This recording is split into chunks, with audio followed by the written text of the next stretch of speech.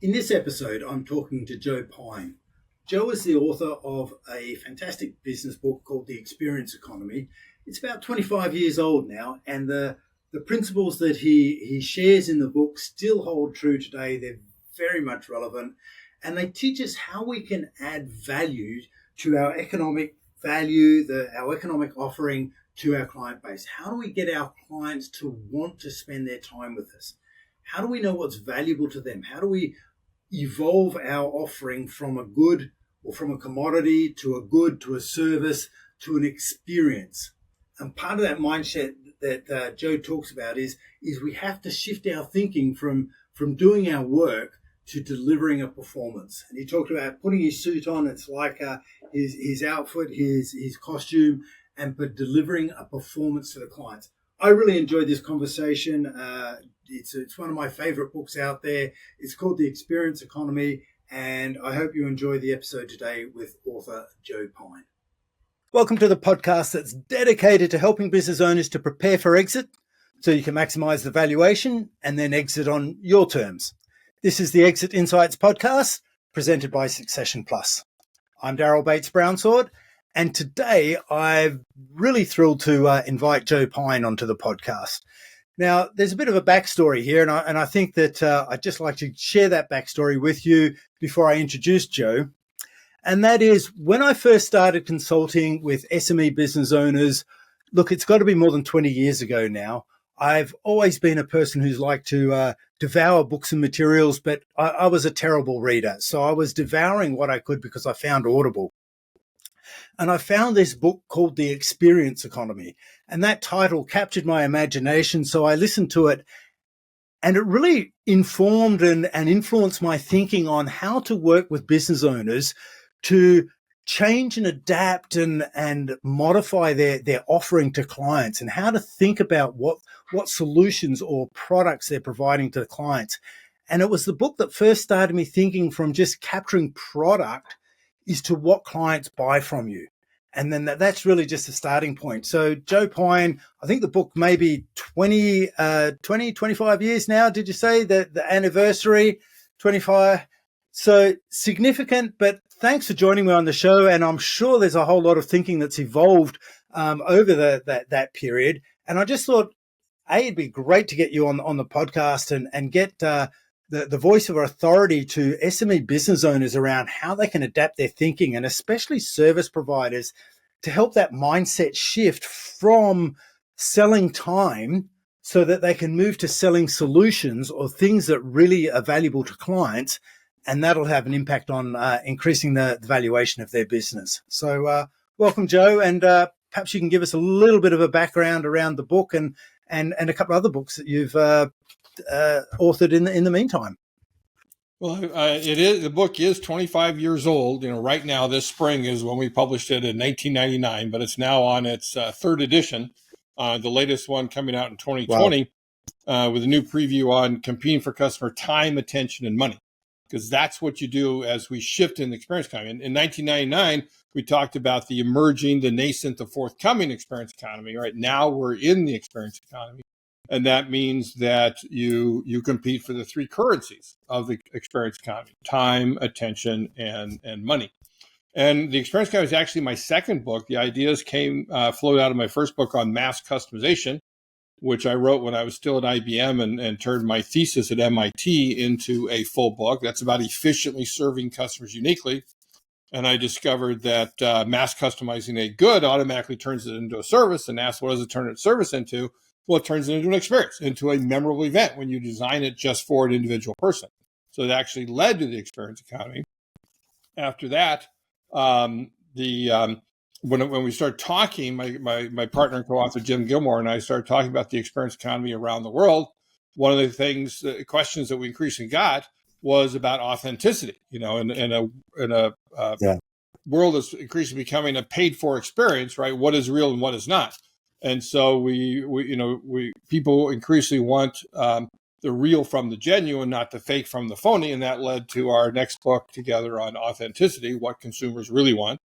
And then I do have that technology background, working at IBM, and as virtual reality and augmented reality, all these things came up, I I wrote another book called Infinite Possibility, Creating Customer Value on the Digital Frontier. And that's all about how you fuse the real and the virtual using digital technology to create greater value for your economic offerings.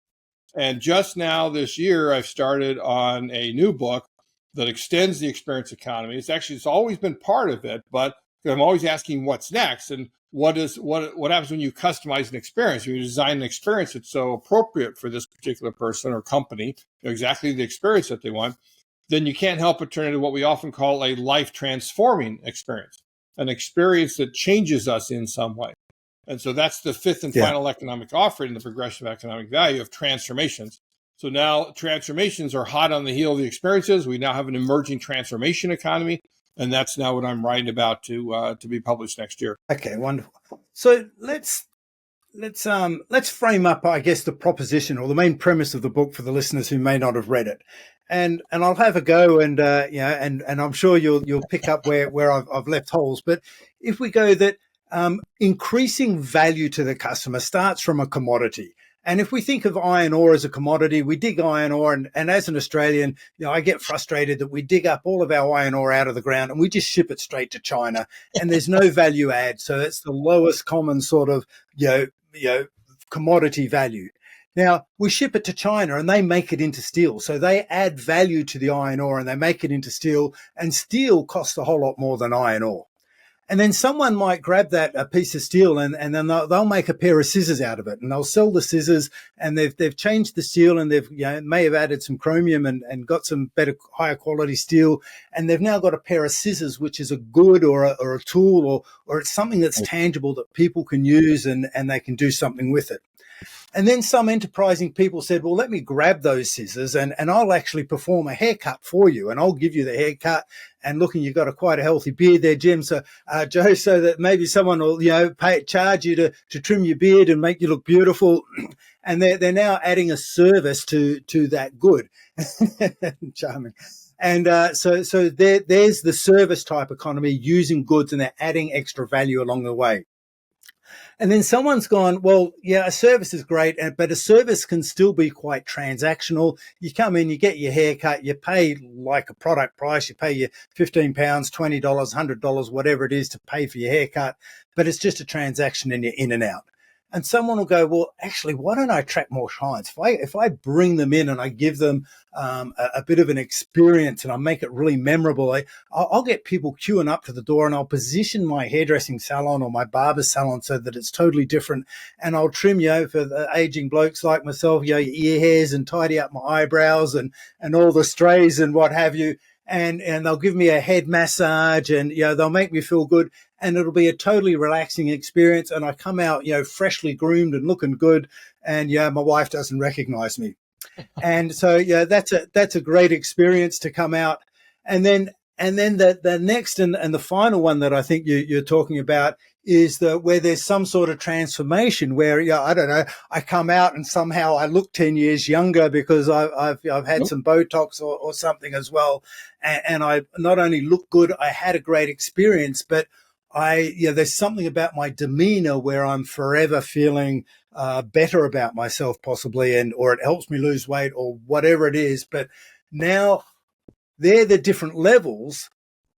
But what we need to do is go, well, if we're thinking about those different levels of proposition, how do we match our marketing to promote those different propositions? What are my routes to market, and how do I price and package my proposition accordingly so it all matches up? And I think that's the mindset shift that a lot of SME business owners are missing, perhaps. And that's just my experience, Joe. But you're the master. Is how far off track are we? You nailed the haircut progression of economic value. It was just perfect. We have an exercise we do in our Experience Economy Expert certification course where we have, and sometimes when I'm working individually with clients, have them come up with what their personal progression of economic value is, or either as an individual, like if you're an independent consultant, or as for your business. And it's just very important to understand, where you've been, where you're heading, right? And you start, at the haircut level. Yeah, the key thing is the scissors, and what is the commodities made out of? It's iron ore, but like you said, to create much more value. the haircut, the amount of money for a pair of scissors costs for every individual haircut, right? If you amortize it out, is far less than a penny per haircut, but you're then getting your $15, $20, $30, $40 out of that. But you can turn it into an experience, right? So commodities to goods to services to experiences through what you talk about. There's many companies that do that. There's great sports clips, for example, that is all about sports, where you're immersed in a sporting environment, like you're in a stadium getting your haircut done, watching the game. There's others that use movies and entertainment for that. Others that are based off of, there's one, I think it's called Scotch and Soda, right? That's like you're in a bar, right? You're getting your haircut in a bar and you're sipping your scotch, while you're doing it and so forth. So there's many different ways to do that. But many can be transformational, right? Maybe at least for a time. You think about like you've got a big client meeting coming up, right? And you go the day before, you go to get your haircut done. You want your beard perfect. You want exact line on it. You want to look your best to put your best foot forward, as we say.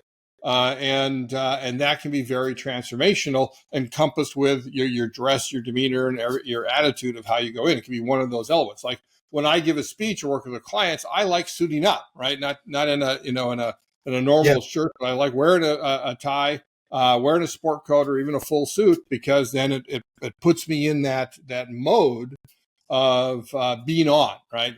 Now I'm on, right? Because in the experience economy, one of the things to understand is that work is theater.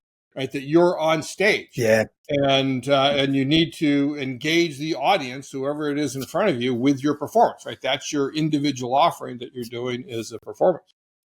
And then related to your other question, Daryl, about marketing, is that recognize that the experience is the marketing.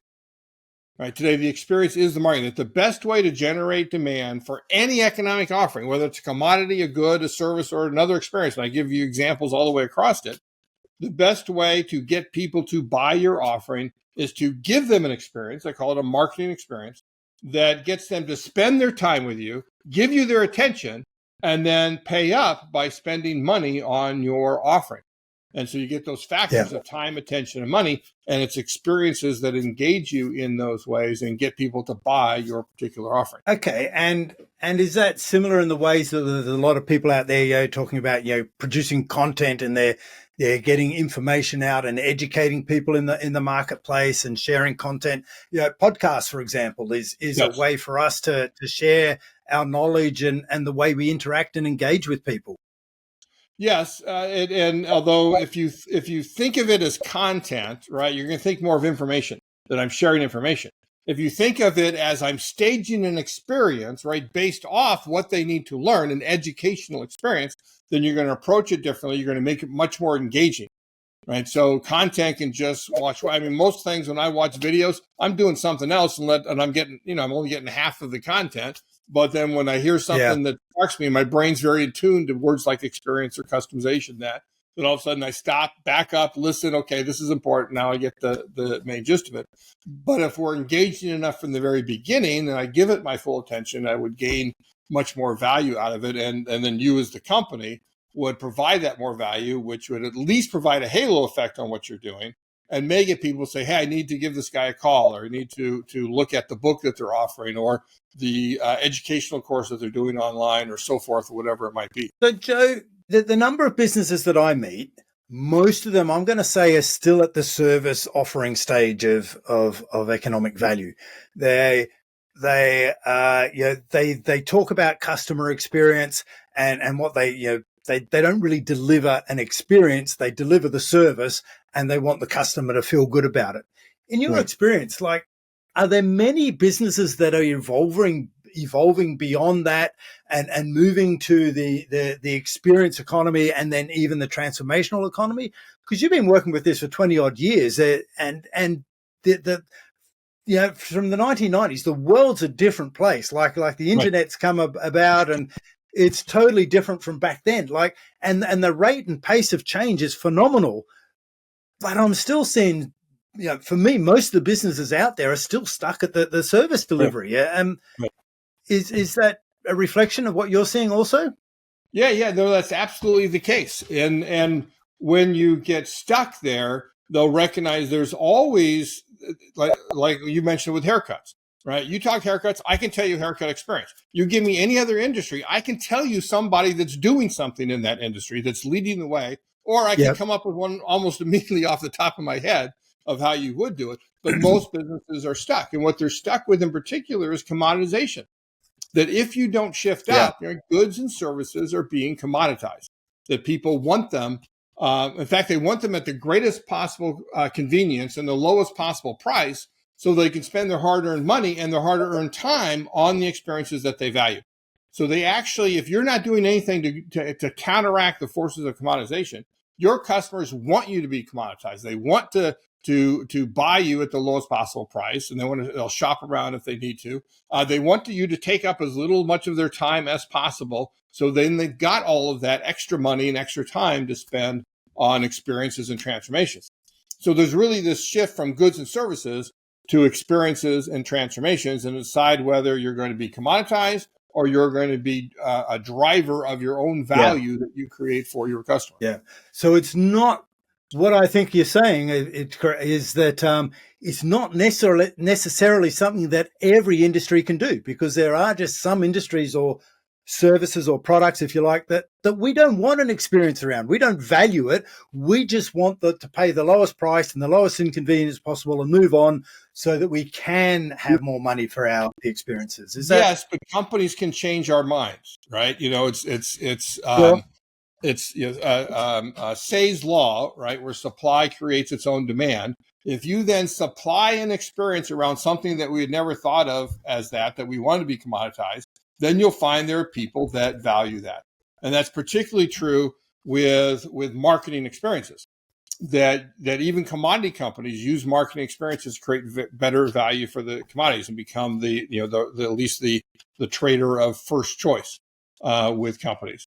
And so you can get out of that trap, but sometimes it requires often reconstituting what business you're in, right? And that's what I always ask clients, right? Yeah. What business are you really in? And if you think of yourself as in the hair cutting business, right? Well, then, okay, that's a service. But if you recognize you're in the business of helping people have a great experience that makes them feel good about themselves as well as look good about themselves, well, now you're in an experience in potentially a transformation business. So you may have to rethink what it is that you do. It's the old example from Ted Levitt, a professor at Harvard in the 60s, where people don't want a drill, they want a hole, right? So you can buy the good and do the drill, yes, or you can provide the hole by the service, like you said, of cutting the hair for yourself and so forth. Or you say, well, why do people want that hole? What is it that they're looking for? Well, maybe they're doing a rec room. Well, let me build the entire rec room for you and get even greater value out of it. Let me then show you how to turn your rec room into an experience for your family, right, or for entertaining. And now I'm more into the experience business and so forth. Gotcha. So, Joe, given that it is like you've really got to rethink what business you're in or what market you're in, do you think it's possible for business owners to change? Or is it a case of new players coming in and going, hey, look, there's a gap in the market here. Everyone's delivering a service. I can deliver that service as part of a greater, more complete experience. And therefore, a new player with no baggage can create a business around that because they see the opportunity. Whereas the others who have been delivering this experience, or the service rather, for many years, are stuck in habits and process and find it difficult to change. Can they change? Yeah, the answer to your question is yes. It is both. Some old companies that have been around do see the light, do recognize the opportunity, do change. But for the most part, right, you're right, it is companies that come from outside that don't have the old mindset and can really rethink what's going on and look at it in a new way. And it's the new players that come in that help with the evolution of the economy or the industries and therefore the economy. Right, exactly. Okay. Often pushing it forward. Yeah. So let's imagine that we've got a really open-minded business owner. They're not stuck in their ways too much, and they haven't got too much baggage, and they want to make these changes, and they have the ability and they've got the team to rethink. They're no longer giving haircuts. They're creating a a health and well-being experience, let's say, and whether it be legal services, accounting services, exit planning services, what have you, they've got the mindset change. What difference can it have to the ultimate profitability of a company by making this transition? Well, it can have a huge difference in profitability because it enables you to create more economic value. You create more value, you can charge more for it, right? That's the basic thing. Right. But one way to think about it is that the worst thing you could do as a company is to waste your customers' time, right? Even though companies do it all the time. Self-checkout being one of the latest things that drive me crazy. Where you have an opportunity for a direct interaction with human to human. No, let's let you do our work for you. And so wasting time lowers the amount of money people are willing to pay for it. What services basically are is time well saved, right? Do something for me that I could do myself, right? But it would take me longer or it would be more difficult for me, or you would do it better than I do. And again, so I have more time that I can do other things. So time well saved is what services are about. And if you provide time well saved, then you can get paid for basically the functionality that you provide in your offering. But if you get up to the experience level, you're offering time well spent where people actually value the time they're spending with you, right? Then you can get a premium above the level of functionality you did because of the value of that time. And what transformations do is they provide time well invested. That every time I'm with you, every experience I have with you is a journey that pays dividends and compound interest down the line by making me a better company, a better person, whatever it might be, depending on the business that you're in. So then you can charge even more of a premium. But ideally, what you want to do is recognize that, like I asked before, what business are you really in? Then understand that you are what you charge for, right? You are what you charge for. If you charge for undifferentiated stuff, you're in the commodities business. If you charge for tangible things, you're in the goods business. If you charge for the activities your people perform, that's the time and material sort of thing that you mentioned earlier, Daryl, then you're in the services business. But when you're in the experience business, you do charge for time, but not your time. You charge for the customer's time. You charge for the time they spend with you with an admission fee or a membership fee of some sort, right? You wouldn't imagine going to a concert or a play or a sporting event or a theme park or a nightclub, immersive art exhibit, an escape room, on and on, all the different types of experiences are out there without paying admission, because admission is a signal that this is an experience worth paying for. And in professional services firms, you might not think I can't charge admission for every interaction I have. No, but you can think about like charging specifically for a diagnosis, charging for something up front, like a financial planning diagnosis, and then we can go from there. But with transformations, then time well invested, what you need to charge for is the outcomes your customers achieve. That's what they want from you if they're seeking a transformation. So charge for outcomes, at least in part, on top of the time and materials services that you charge for activities. One of the ways to do that is to really get into the mindset of, hey, I'm going on stage. This is a performance. To give the customer an experience, I need to give a performance that's worth experiencing and that they want to spend that time experiencing that performance. So whether it's speaking, showing up, all transformations are transformative experiences, right? We only ever change from the experiences that we have, and you need to create those experiences to be time well saved, and then collectively time well invested. Okay, so I can see some other benefits as well. So is it fair to say that a business that's delivering an experience is very well systemized, and people are trained into how to deliver that experience as effectively pretty much a standardized process that is very structured? Well, it depends. Some things you want to be systematized, right? In the Experience Academy, we actually have a framework on 4 different types of theater, right? The systematized is sort of platform theater, right? You're on a stage, you say your lines, right? And there are times in business when you want to do that.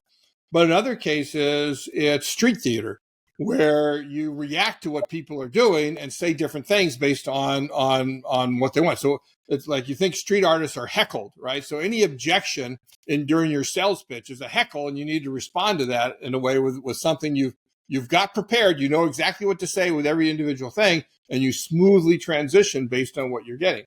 But often when you're directly doing the work with clients, it's more improv theater, right? Where you've got to be smart, you've got to be good on your feet, you've got to be able to answer people, but you're also coming up with things that you haven't done before. And if you like them, then they can become one of these routines or bits that you do with street theater. But you've got to figure things out with your clients, your guests, your aspirant, depending on what business you think you're in. Yeah. And even improv, there's a lot of training to be cool on your feet for a start, and practice to be cool on your feet and to be able to think under pressure. But you've done a lot of practice to know how to react, and you've got some thought around what sort of heckling you might get. So you'll know, but you go, what's the best way to deal with this one at this time? So we still need creative, knowledgeable, smart people. But we're still training them in a way of doing things, and we want them to be creative. We don't want a system that's going to tie them down and restrict them, but we need the right level, and so that they have the right tools for all occasions, by the sounds of things. Right, exactly. So there's a lot of training and rehearsing that needs to go into it. Yeah, and where I'm thinking with this, Joe, is that a lot of, let's call them traditional service-based businesses, one of the things that holds their valuation back is that they're reliant on key people. So they'll have a highly trained professional with years and years of experience in that profession. They're selling that person and that experience, and that makes them vulnerable to that person staying or going with the business, and it just limits the valuation. Whereas businesses that are systemized and clients are coming to the business for the experience rather than coming to the business because Daryl or Joe or Peter, whoever it is that works in that business, then those businesses are going to be worth a whole lot more. And from an owner's perspective, going to be easier to sell.